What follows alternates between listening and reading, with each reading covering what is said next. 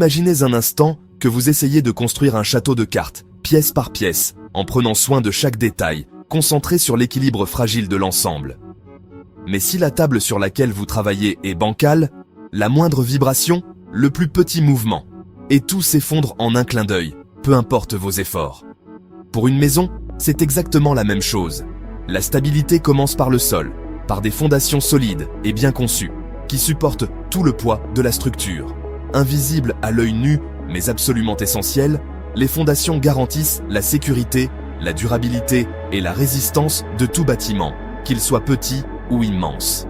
Sans fondation fiable, même la structure la plus robuste peut être menacée par le temps, les intempéries ou les mouvements du sol et finir par s'effondrer. Aujourd'hui, nous allons plonger dans l'univers des fondations, découvrir les différents types, comprendre leur rôle crucial, apprendre à éviter les erreurs fréquentes et observer quelques exemples célèbres qui illustrent leur importance. Qu'il s'agisse de fondations superficielles pour des sols stables ou de fondations profondes pour des terrains plus complexes, chaque sol a sa solution adaptée et chaque projet nécessite une réflexion sur mesure. Nous verrons aussi comment des erreurs de conception ou d'exécution peuvent transformer un rêve architectural en véritable cauchemar, comme ce fut le cas pour la célèbre tour de Pise qui penche à cause de fondations mal adaptées. Êtes-vous prêt à explorer ce qui se cache sous nos pieds, à comprendre les secrets qui assurent la stabilité de nos maisons et de nos monuments? Suivez-moi dans cette aventure fascinante. Car comprendre les fondations, c'est saisir la base de toute construction. Et c'est là que commence la réussite de chaque projet architectural. Les fondations superficielles sont les plus courantes dans la construction résidentielle et commerciale légère. Elles sont principalement utilisées quand le sol de surface est stable et capable de supporter les charges de la structure. Ces fondations s'enfoncent peu dans le sol, ce qui les rend parfaites pour les maisons et les petits immeubles construits sur des terrains solides et bien préparés.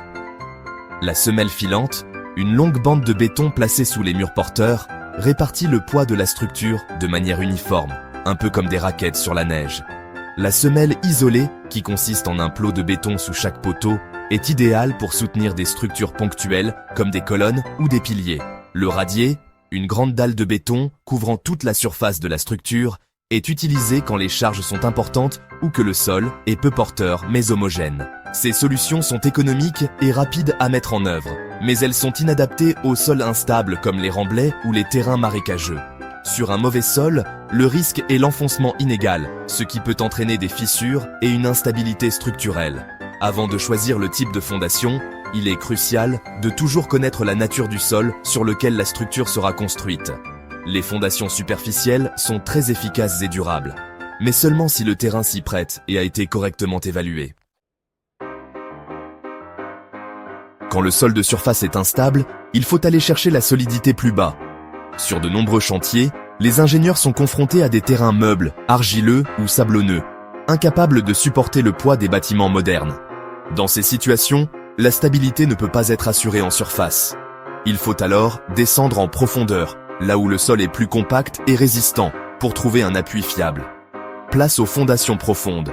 Ces structures, invisibles une fois le bâtiment achevé, sont pourtant essentielles. Elles forment la base solide sur laquelle reposent les constructions les plus ambitieuses, permettant de bâtir en toute sécurité, même sur des terrains difficiles. Utilisées pour gratte-ciel, ponts ou terrains difficiles, elles traversent les couches fragiles pour s'ancrer dans le dur. Les fondations profondes sont indispensables pour les ouvrages de grande hauteur ou ceux qui franchissent des obstacles naturels, comme les rivières ou les vallées. Elles permettent de transférer les charges jusqu'aux couches de sol les plus stables, parfois à plusieurs dizaines de mètres sous la surface. Les pieux, colonnes de béton ou d'acier, sont enfoncés ou coulés jusqu'à la bonne couche. Leur installation nécessite des machines puissantes et un savoir-faire précis. Selon la nature du sol et la charge à supporter, on choisit la technique la plus adaptée. Pieux battus, forés ou vissés. Ils supportent la charge par la pointe ou par frottement latéral. Certains pieux transmettent le poids du bâtiment directement à la roche dure, tandis que d'autres s'appuient sur la résistance du sol autour d'eux, grâce au frottement. Cette ingénierie de précision garantit la stabilité de l'ensemble de la structure. Les puits, creusés puis remplis de béton, servent pour des charges très concentrées, comme les piles de pont. Ils sont souvent utilisés là où les pieux ne suffisent pas, notamment pour soutenir des points d'appui isolés ou des ouvrages d'art imposants. Leur réalisation demande une grande précision et une parfaite connaissance du sous-sol. Ces techniques, elles sont complexes et coûteuses, mais indispensables sur sols instables. Elles mobilisent des équipes spécialisées, des engins de forage et des contrôles rigoureux à chaque étape. Malgré leur prix, elles sont le seul moyen de garantir la sécurité et la durabilité des ouvrages sur des terrains difficiles. Elles permettent de bâtir là où c'était autrefois impossible. Grâce à ces fondations, des quartiers entiers ont pu voir le jour sur des sols marécageux, des berges de fleuves ou des zones autrefois jugées inconstructibles. Elles ouvrent de nouvelles perspectives pour l'urbanisation et l'aménagement du territoire. Les fondations profondes repoussent les limites de la construction. Elles incarnent l'ingéniosité humaine face aux défis du sol, permettant d'ériger des structures impressionnantes et sûres, là où la nature semblait imposer ses limites. L'histoire regorge d'exemples où de mauvaises fondations ont mené au désastre. La tour de Pise penche à cause d'un sol instable et de fondations trop superficielles. À Dakar, l'effondrement d'un immeuble a été causé par l'absence d'études de sol et des fondations sous-dimensionnées. Même les pyramides égyptiennes ont connu des échecs, comme Meidoum, effondrées faute de fondations adaptées. Ces drames rappellent que les normes ne sont pas des formalités, mais des garanties de sécurité. Chaque erreur enseigne l'humilité face à la nature du sol. On ne triche pas avec la géologie. Le terrain impose ses lois. Les fissures et effondrements sont le rappel brutal de l'importance des fondations invisibles. Retenez ceci, les fondations sont le lien vital entre le bâtiment et la terre. Leur mission, transmettre les charges, ancrer la structure, prévenir les tassements. Fondation superficielle pour sol stable, profonde pour terrain difficile. Le choix dépend du sol, pas de la préférence. Négliger l'étude de sol, c'est naviguer à l'aveugle.